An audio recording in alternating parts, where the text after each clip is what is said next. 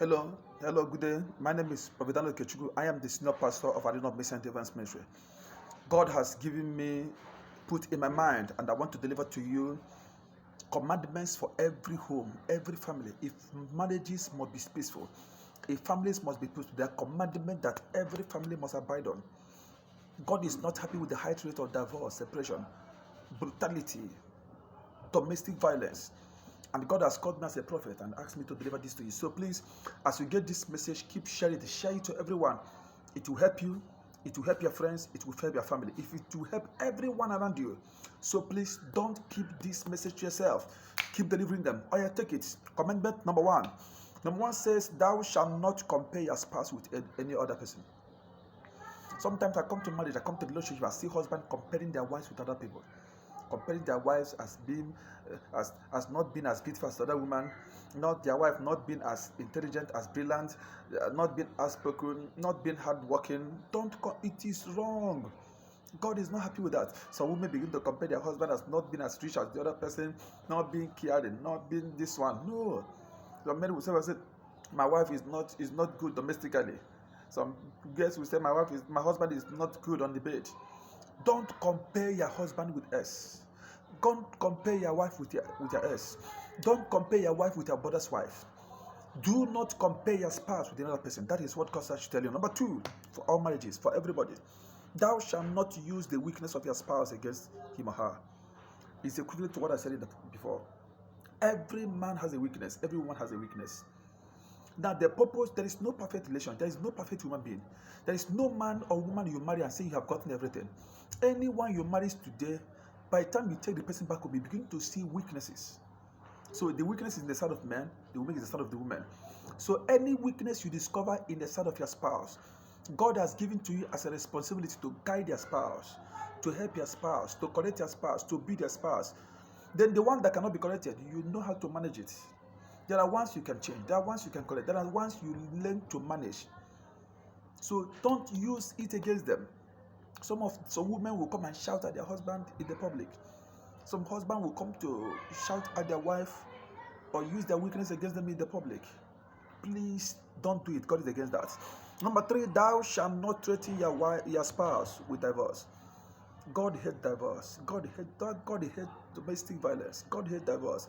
And God says, I should warn you, no matter your problem with your spouse, don't threaten with divorce. I've seen a lot of women saying, I'm going to walk out of this marriage. I've seen a lot of men say, I'm going to divorce this woman. I'm going to marry another woman. God is against that. Listen to me. Anytime you divorce your spouse, you have chances of not making heaven. And another problem is that when you divorce your spouse because of a particular problem, do you know, most people who are in second marriage, do you know why they're in second marriage? Because they are in second marriage because they have learned to endure, so people will not say they are jumping from marriage to the other. Because when you divorce one person and you go to another person, you notice that sometimes the second person is worse than the first person. Everyone has a fault.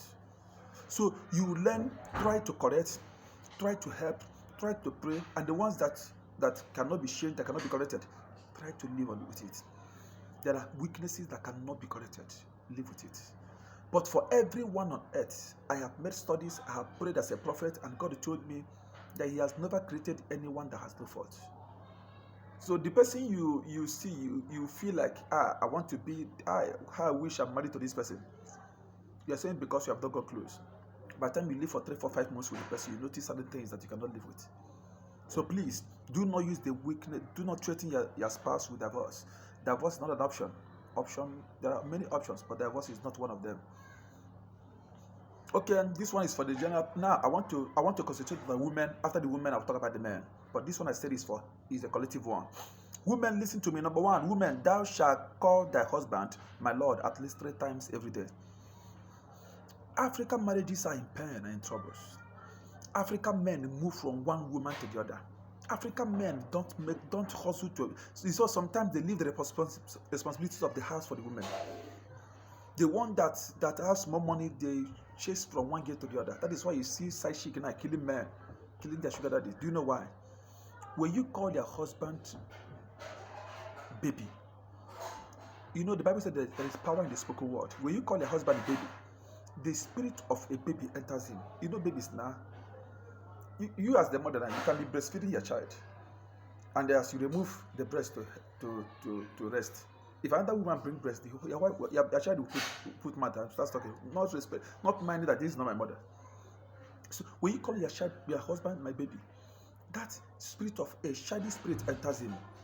He loses sense of ownership. He loses sense of kingship. He loses sense of fatherhood. Don't call your husband my baby. That is why many men are, because anything you speak, there is these words we speak as spirits. That is why by a spoken word God created heaven, made the world.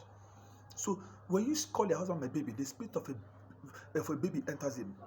When you call your husband sweetheart, my honey, you know what is honey? Any place you drop honey now, both bees, both ants, flies will come there. Human beings will come. So when you call your husband my honey, before you know it, he's messing around with people, because that is how girls will see him. They don't know what they are seeing in him. They want to seduce him. Before you know it, he's messing up. And honey never said no. Anybody that comes to honey allows the person to take.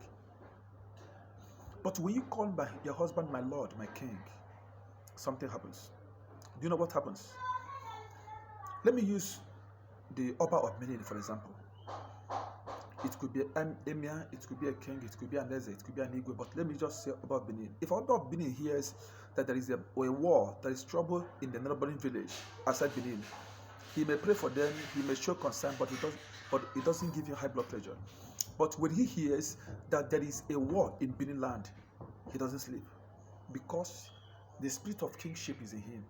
He feels it is his responsibility to guide the people he's ruling. So when you call your husband my lord, my king, my word, you possess him with the spirit of kingship. He will be so much interested on what to do to make sure your family and your marriage survives.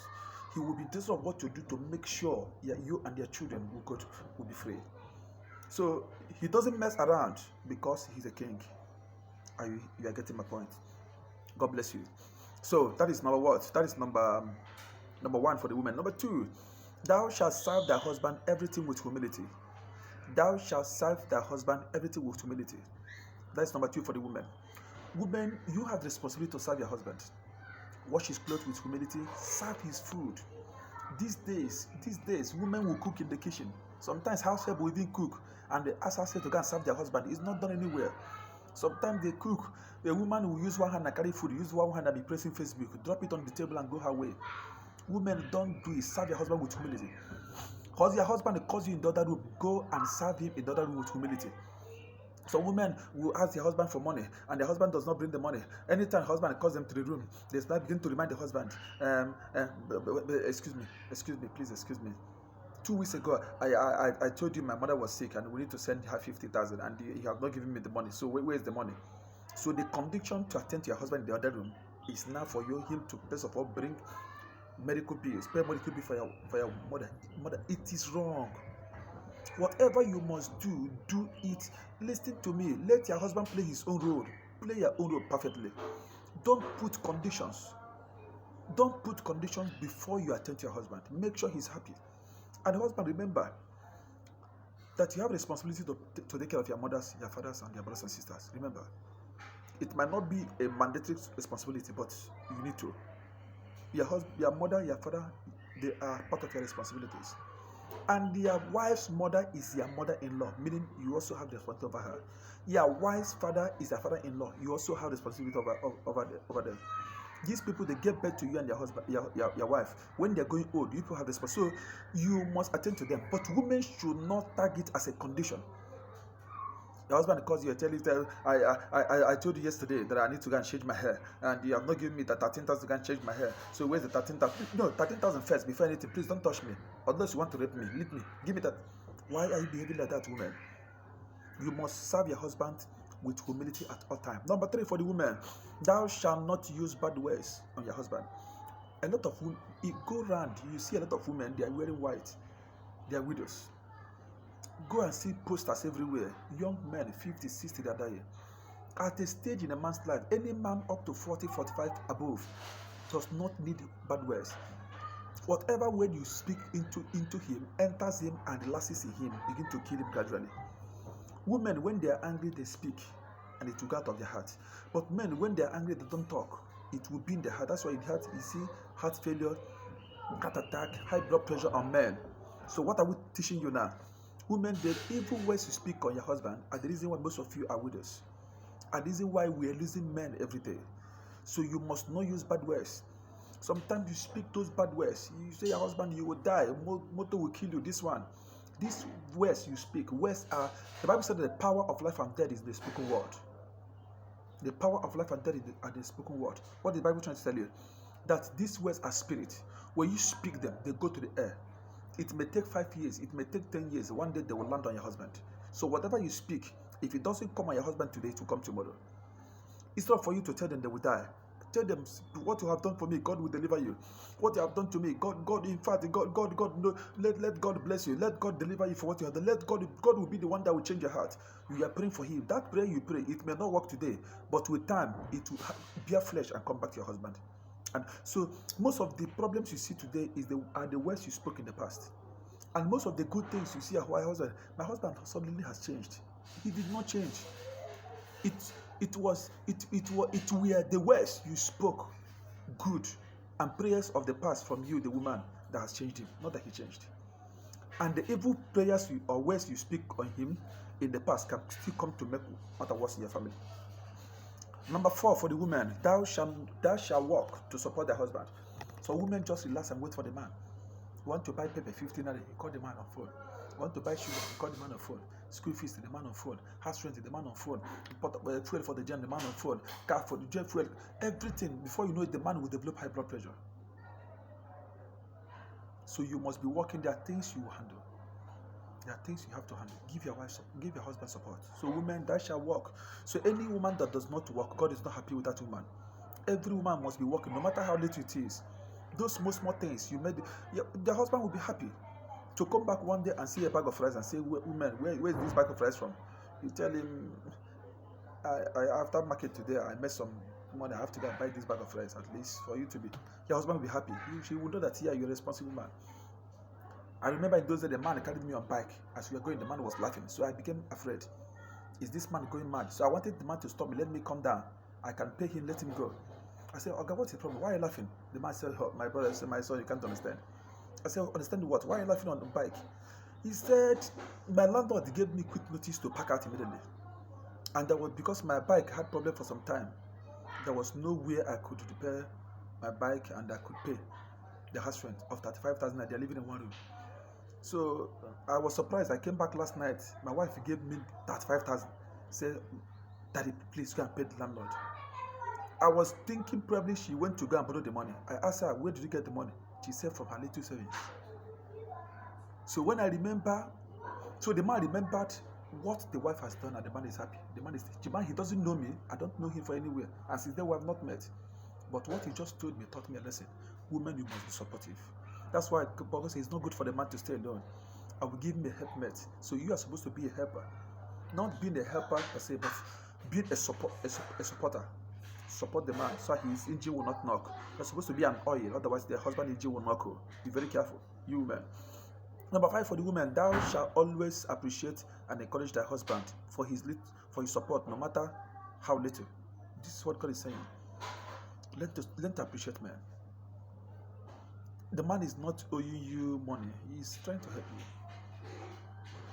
Like some ladies, their fiancé or their friend, we send them a recharge card of 1.5. After they load it is 1.5. They will flash the boy to call them back. What wickedness! Appreciate him. Tell him thank you. During Christmas time, your husband or your friend gives you money for you to go and shopping for you and the children or for yourself. No matter how little. If he gives you 5,000, go and shop for 5,000. Go for second grade or first grade, okay. He gives you 10,000, appreciate him, thank him. When you thank your husband for the little he has given to you, he's been encouraged to do more. But when you don't thank him, some people say, Daddy, how much is this now? 7,000. I want to prepare a pot of soup. Give me 7,000. What is it for the meat or for what? Daddy, please, if you don't want to give me money, just take this money. You are discouraging that man. You are hurting him unknowingly. You want to go and do your hair and your husband gives you 2,000. Asking him, what is it money for? How much? You want me to go and disgrace myself at the salon? What is 2,000? Is it for the weave? Is it for the week? What is it for? Is it for washing and setting? You are killing him. So women, appreciate him. No matter how little it is, tell him thank you first. Tell him thank you. Go out of his face. After some time, you can tell him, look at the ones I have gotten, but how I wish that his money would have done other ones. For appreciating him, for bringing the one, you have to go and buy 10 things. He gives you money, and the money will be able to buy 3 things. Go and buy those ones and come back. Show him, appreciate him. Tell him I was supposed to buy 10, but because of how expensive things are in the market, I was only going to buy 2, but all the same, thank you. Anytime God gives someone, let us do more. He will be happy. Before you know it, he will be the one that will call you to come and take the rest of the money. This is number 1. Number what? That's number 5 for the women. Number 6 for the women. Thou shalt not monitor or suspect thy husband. Women, sometimes you see women in the midnight while others are sleeping. They have tiptoed to go and check their husband's phone. They monitor their husband. Their husband is answering call at the sitting room. You sneak to his back to go and know who he's talking to. Your husband is sleeping. You take his phone to go and check the people he called. Sometimes you bash to your husband's office. Some of you go to their husband's office to go and fight their secretary. God said this is wickedness. Pray for your husband, leave him. Any man that will do evil will do evil. But with your prayers, you can correct the excesses of your husband. So what am I teaching you? Stop monitoring your husband. God said I should tell you, stop monitoring your husband. It is wickedness to monitor your husband. And start suspecting. Sometimes what you suspect your husband to be doing, that maybe some of them don't do it. You know, as businessmen, there are sometimes you see them, they're talking anyhow, but at the end of the day, most of them don't do what they think they're doing. But even when they're doing it, can't you pray?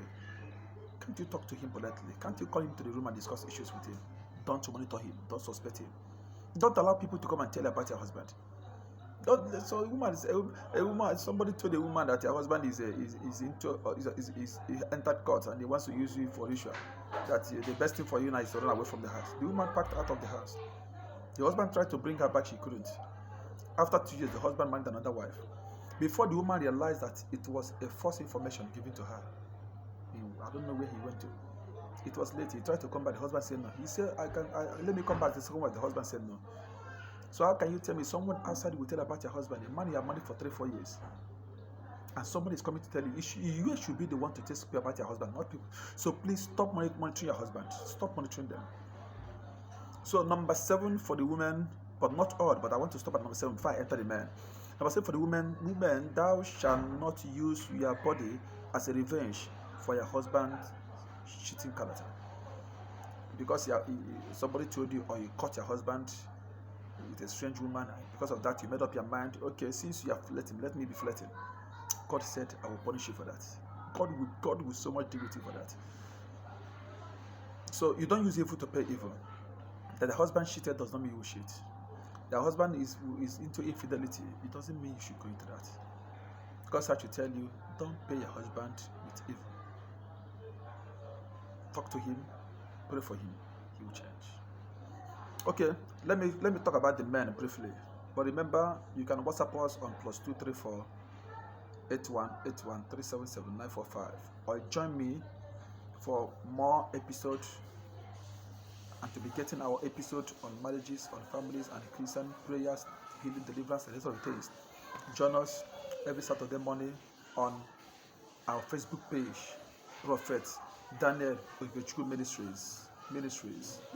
Prophet Daniel Okechukwu Ministries.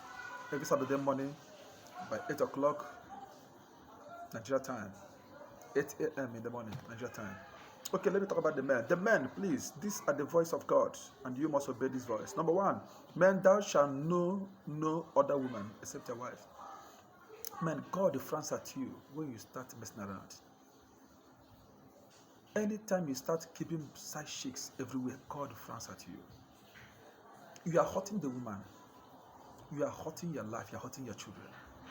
You are hurting your spirit. You are hurting heaven. You are hurting everybody. So God said to tell the men that thou shalt not know any other woman except your wife. So any woman that is not legally married to you should not have any business with you. Are you hearing me, man? No side chick. Side chick is wickedness before God. Not just an immorality, but wickedness before God. God sees you as a wicked person, as an unrepentant soul. Number 2, thou shalt not correct or abuse your wife with anger, especially in the public. Every woman has an error. So anytime your wife makes a mistake, don't abuse her in the public. Don't abuse or correct her with anger. Start shouting at your wife in the public. Some people shout at their wives before their children. Some beat their wife before their children. Some people, your neighbor will tell you, or somebody will come and report to you what your wife has done. And in the public, you start harassing your wife. No. When people tell you the wrong that your wife has done, number one is to question your wife. You know your wife. Like me, it's not everything you tell me about my wife. There are things you tell me about my wife, I know you're lying at the spot. But no matter what the case is, take your wife back home, discuss with your wife. If you want to frown. If you want to, you can shout at your wife without raising your voice. You can be harsh without raising your voice. Take her inside the room, caution her. Don't beat her. Don't shout. It makes you a very hopeless and useless man for you to lay hands on her. Either even inside, for you to start quarreling, abusing her, calling her names in the public. It doesn't make you a wise man. It makes you a foolish man. That's number what? Number two. Number three, thou shalt work hard to provide for thy family. Women are helpmates. Women are not supposed to be providing. They are supposed to be supporting you, not providing. So men, you have the responsibility to provide for your family. Make sure your wife is happy. Make sure your children are happy to your capacity. You may not provide like other people are providing, but let your wife see your strength. Let your wife see what you're doing. Let your wife see how far you're going. So men, work hard. Not playing games, drinking from one place to the other, watching every football, watch Arsenal, watch to Man U. No. I'm not against those things, but make sure you provide for your family. So men, work hard to provide for your family. Stop playing draft, playing Ludo while others are in business. If you're a graduate, you must not. Government must not employ. There is no government work everywhere, unless in the Western world. Do you know some of you men, you work where they pay you 50,000, 60,000, and the keke driver, a taxi driver makes 70,000, 80,000 every day. The difference is that you wear suit, and the taxi driver does not wear suit, but they make more money. You see, I'm talking to you. My wife is at the back and smiling to tell you I make her happy. So what are we saying? So make sure you are working. Make sure you are working. Make sure you are working. Work to provide. Don't rely on the woman's salary. My wife is working. I don't rely on her salary. I provide for the family. I pay the house rent. But I realize that anytime I want to do anything, she always wants to support me. If I want to buy a car, my wife will say, I want to buy a car, I'll give you the amount of money because I allow her to save. I want to pay house rent. She said, okay, you want to pay house rent? Okay, because we have paid house rent for this month, I'll provide food for the house. I'm not forcing her. She does it. So women are meant to support us. Whatever I do, in most cases, either my wife support me or after doing it, she will take most of my challenges, my responsibility in the house, she takes them as a way to support me for the capital project I'm going to. So men, work hard to provide for your family. Don't wait for your wife to come and provide. Some men will be at home, their wife will go and work and bring money. It's a taboo. Women are not supposed to handle, they are not supposed to provide for the home. It's you, the husband, that provide for the home. Then the woman supports you. Okay. Commandment number 4 for the men, thou shalt lead thy family in prayers at least once every day. For you to be the original king, original lord in the family, the lord, the king of the house, you must be a spiritual lord and a physical lord. How do you be the spiritual lord? You will be the leader. Any house, any home that prays together, stays together. If you must have a peaceful home, if you must have the best home, if you must have the best home, the first thing you must do is to make sure their families are at peace with God. Lead them in prayers. Lead them in worship. Lead them in the way of God. Number 5 for the men. Thou shalt not beat your wife, no matter her offense. It is an error. It is prohibited to lay hands on women. Women are not supposed to be beaten. Whatever you see in the life of women are their character. If she talks too much, it's part of them. If she demands, it's part of them. So when your wife is wrong, there are many ways to kill a rat. Don't beat her, don't divorce her, don't threaten her. There's a way you handle your wife. With time, she begins to reason with you. But when you beat your wife, she sees it as hatred, as wickedness. But when you talk to her, she sees maturity and lordship inside of you. So men, if your wife must respect you, if your wife must love you, if your wife must appreciate you, If your wives must honor you, don't beat them. If you beat them, they target wickedness. But when you talk to them, they see it as love and maturity. I have a lot of things, but for this episode, I want to end. I want to stop here. Please, all you need to do, write us today for marital counseling, for family counseling. Write us today for your testimonies. Write us today to tell us what you have learned. Share this broadcast to everyone you know. My name is Prophet Daniel Okechukwu. I am the voice of God. I am the senior pastor of Arena of Mercy Healing and Deliverance Ministry, 33 on Anambra State, Nigeria, here in Africa. Make sure this message gets to everyone. Share it on your YouTube. Share it on your WhatsApp. Share this message on Facebook. Share it everywhere. And for counseling, for inquiry, or for anything you need our help, if there's anything we can do for you, your marriage, you want us to help you in marriage, you want to ask us questions, please do first send us message on WhatsApp +234 8181 377 945 for more episodes and for prayers and prophecies, for me to help you spiritually. Join me on my Facebook page every Saturday morning by 8 a.m. Nigeria time. That means plus GTM plus Nigeria time, GMT +1. Every Saturday morning, I'm always live on my Facebook page, Prophet Daniel Okechukwu Ministries. Prophet Daniel Okechukwu Ministries. Join me. I'll be praying with you. I'll be talking to you. Ask me questions, and God will use me to show you mercy. Thank you for watching me. Please make sure you share at least 30 times. This is one thing. God hates broken home. God hates divorce. God hates marital violence. God hates domestic violence. We must work hand in hand to make sure we end these things. Thank you for listening to me. Thank you for sharing. And as you share, God will give you peace. As you share, God will not allow you to make mistakes. As you share, the mistakes you have made in the past, God will help you to correct them. As you share, God will fight your battle and defend you. Thank you very much. I remain your host, Prophet Daniel Okechukwu. Shalom, in Jesus' name.